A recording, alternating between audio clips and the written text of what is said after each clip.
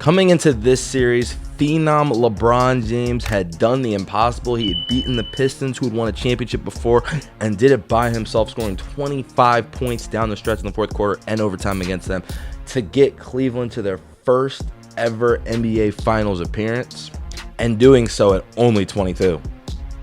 Meanwhile, Tim Duncan and the Spurs are going for their third championship, their third finals win in the last 5 years.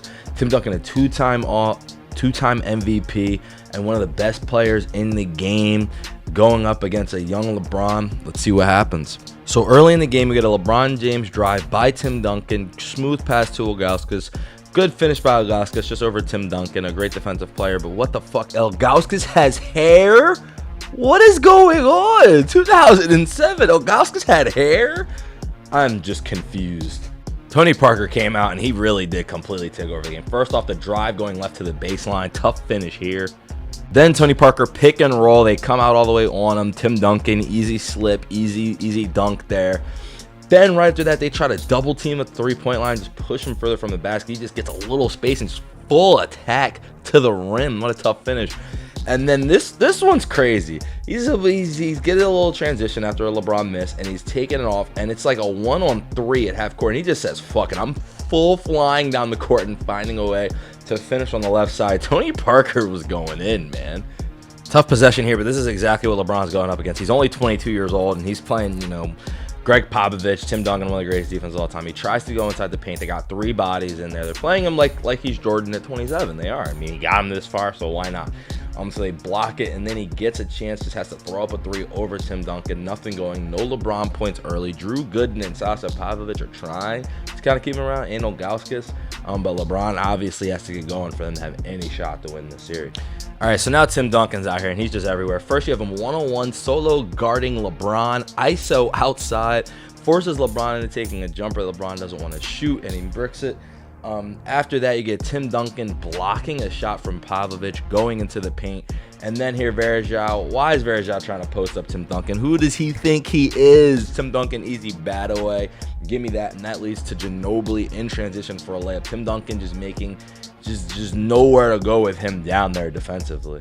I mean, the defense that the Spurs are using on him, it's just four people in the paint. There's nowhere to go. He's trying to, and he can't really bully ball these guys.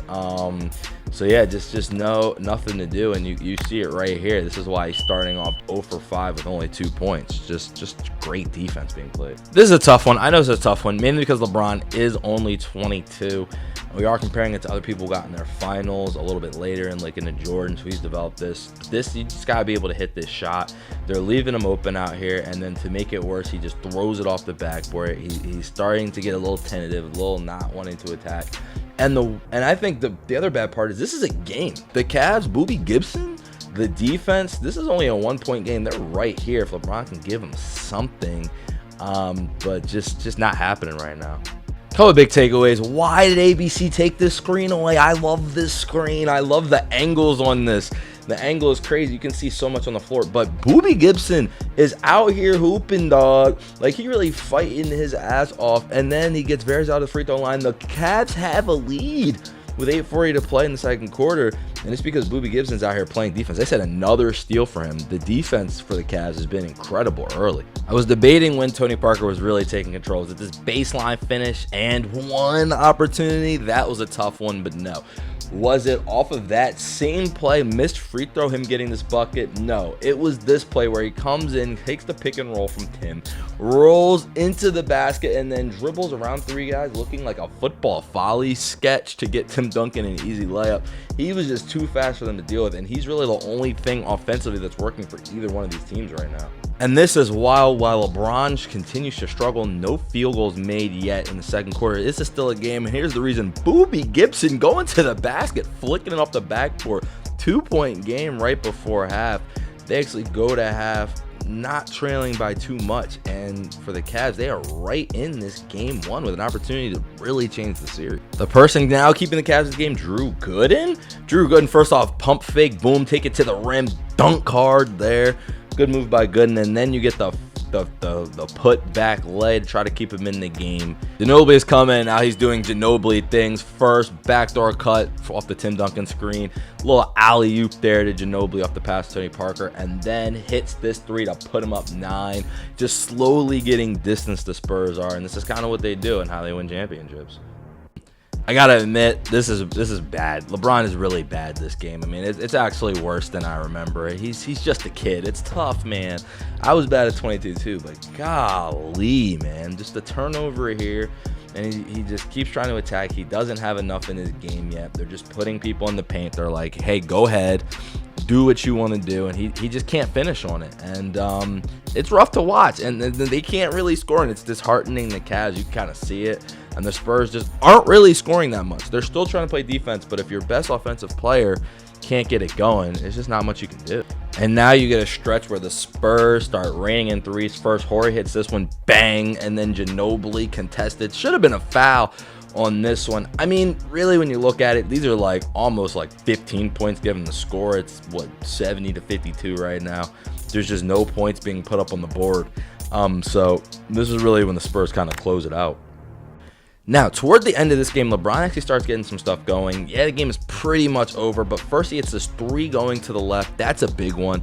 Then he hits another 3 here, and then later in the game, you see Tony Parker driving and a signature LeBron block right before it hits the backboard. So even though the Spurs are about to win this game, some LeBron things that going forward, hopefully, kind of, it's the first game, a little nervous.